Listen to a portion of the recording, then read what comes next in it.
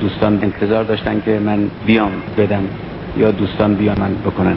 من از همون وقت تصمیم گرفتم که بیام بدم.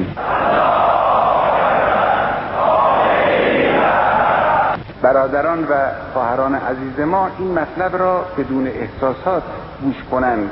راست و دروغ، حقیقت قضیه را باید اعتراف کنم. شیر امام خیلی عظیم بود، شایعه نیست. اصلا کسی باور میکنه؟ ابعاد عظیمی است، ابعاد وسیعی است. ما شیر بزرگان را خیلی دیدیم، شناختیم، در کتاب ها خوندیم، ولی شیر امام خیلی عظیم بود. من دیدم بسیجین هایی را که 1/5 شیر این بزرگوار سنشون بود. بیچاره ها مثل ابر بهار اشک می‌ریختند. یک شیر عجیبی است. اما به عنوان وظیفه دینی و اسلامی، به عنوان وظیفه سیاسی، خواهران شیر امام را از بالا تا پایین به مرور نوش جان کنید، از بیخ و بن وارد دهنتون بکنید. اونم نه یکی، 2 تا. امام فرمودن لا تعذینی یا ام کلثوم، به زبان ما یعنی دخترم با گریه خودت، با اشکهای خودت آلت من رو جریحه دار نکن و نسوزان. این یک مطلب. مطلب دوم، اول کسی که آلت امام را نوش جان کردن رئیس جمهور عزیزمون جناب آقای خاتمی بود. هم تصویرش هست، هم صداش هست. البته من به شما عرض کنم دوربین نمیتواند اون شیر را نشان بدهد. خیلی عظیم بود. انجام وظیفه است.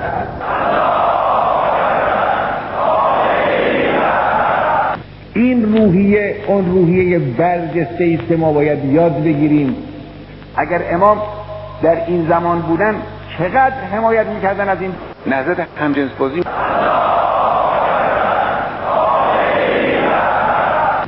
اینا افسانه نیست، اینها واقعیاته. شاعری به نام میرزا فتحعلی آخوندزاده که از یاران امیرالمومنینه، خب به به کافر همه را به کیش خود پندارد. من به شما عرض کنم برای مبارزه با انقلاب این دفعه باید رهبری را هدف قرار داد و اون هدف گرفتن رهبری است. هدف گرفتن رهبری. چاره‌ای جز فداکاری نیست، اون هم یک چنین فداکاری خونین با عظمتی. دشمن را بشناسید. دشمن اسلام. الذین آمنوا و عملوا الصالحات. فقط قرآن اگر یاد دادی ثواب دارد، اما اگر جبر و مثلثات و فیزیک و هندسه یاد دادی ثواب ندارد. ببینید در قرآن چقدر این تعبیر تکرار شده است.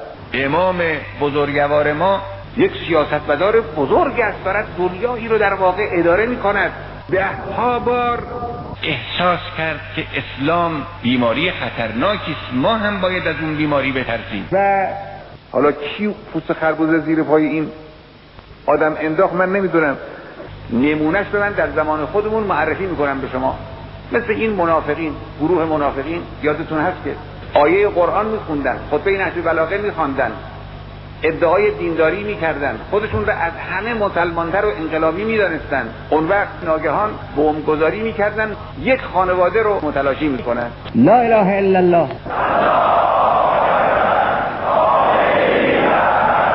من دیدم بسیجین هایی را که 1/5 شیر این بزرگوار سنشون بود. به به مثل ابر بهار اشک میریختند.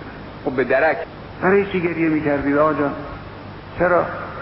چه علتی داشت که این پیرمرد بیسواد از خدا فرار کرده، پشت کرده به ملت و فراری که یک بارم در عمر او رو شما ندیده بودید، اصلا تا 3-4 سال پیش که او رو نمیشناختید. آمریکایی ها میشناختن، انگلیس ها میشناختن، حوزه ها میشناختن، شما که نمیشناختید او رو. 3-4 سال این بزرگوار رو شناختید، چرا اینجور گریه میکنید؟ بیچاره ها. این یک مطلب. مطلب دومی، حالا این 3 مطلب. رفیق یعنی همین دیگه.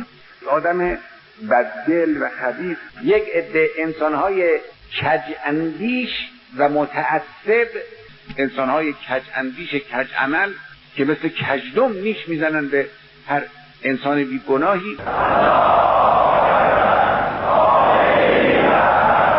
برای اینکه خودم رو خسته نکنم صحبت رو کوتاه کنم. برادران و خواهران عزیز ما این مطلب را بدون احساسات گوش کنند. شیر امام در دهان فلسطین است. چرا؟ برای اینکه مردم دنیا بگن چرا این امام با این بیچاره های مظلوم اینجور رفتار میکنه. قضیه فلسطین و شیر امام یکی از قضایایی است که من نظیری برای او به این شکل در تاریخ واقعا سراغ ندارم. ملت ایران نسبت به این قضیه آگاهه. نتیجه این است که ملت فلسطین برای نجات خود یک راه بیشتر نداره و او مادر امام است که از انگلیس ها حامل است. این تو اسناد وزارت خارجه انگلیس اینا افشا شده است. دنیا اسناد قدیمی کهنه رو منتشر میکنن، در اختیار همه قرار میگیره. اینا حالا در اختیار ما قرار گرفته. به یاد بیاورید اون لحظه ای را که در تهران همه فهمیدن که مادر امام از انگلیس ها حامل است.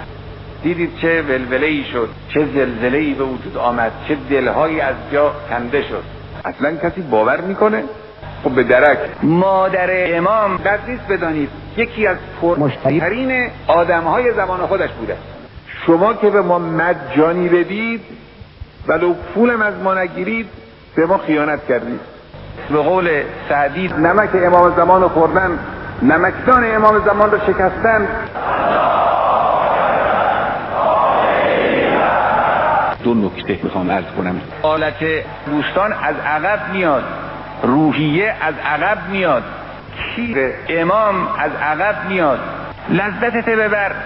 عقبه تا سالم است هم جنس بازی هیچ مانعی نداره. این وظیفه است.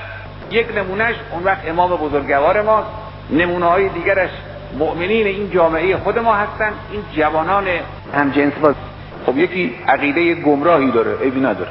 الان در کشور ما هم هستن، در زمان صدر اسلام هم بودن، هیچ مانعی هم نداره. بنده احتمال میدم اگر روشون بشود جایزه نوبل رو هم حاضرن بدن به امام. آخر چرا؟ وقتی کسی اینقدر کور است که درخشندگی امام را نمیتواند از لابلای سیم خاردار ببیند، خب این جزاش همین است که بره به جهنم. اینم به شما بگم دادن آزادی است، آزادی اجتماعی است. این منطق مرتب فرانسوی یا آلمانی یا آمریکایی رو میارن برای مسئله هم جنس بازی شاهد میارن. فلان کس اینجور داد، فلان کس اینجور کرد. دادن و کردن وظیفه است. حالا اینا البته نجیب ها هستن. خب یکی عقیده گمراهی داره، عیبی نداره. تا مفهوم هم جنس بازی مطرح میشود فوراً احساس وحشت میکنن، فریاد میکشن که آقا به به. آلت امام خیلی عظیم بود. نوش جان کنید و وارد بدنتون بکنید. شیر امام عقیم شده بود. مادر امام دزد بود. آخر چرا؟